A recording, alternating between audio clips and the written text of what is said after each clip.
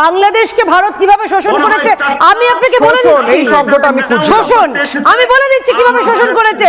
করোনার টিকা দিয়ে শোষণ করেছে ভারত, চাল দিয়ে শোষণ করেছে। আজকেও যে দুপুরে আপনার ওয়াইফ স্ত্রী যে ভাতটা রান্না করে দিয়েছে, খোঁজ নিয়ে দেখুন সেই চালটাও ভারত থেকে ভিক্ষা হয়ে গেছে।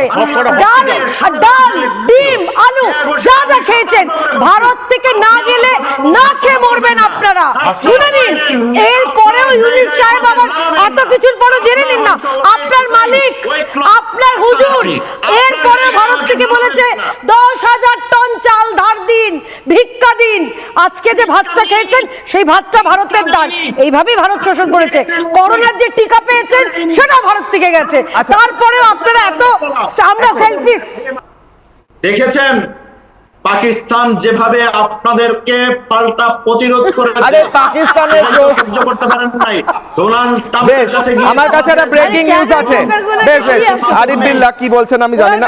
পাকিস্তান পাল্টা প্রতিরোধ আমার কাছে বলুন না। রহিম ইয়ার খান এয়ারবেস মানে জানি না কেন শুরু করতে পারেনি। পাকিস্তান পায়ে ধরেছে আমেরিকার, যে ভারতকে বলো থামতে। এই বাংলা ভাষাটা বোঝেন না।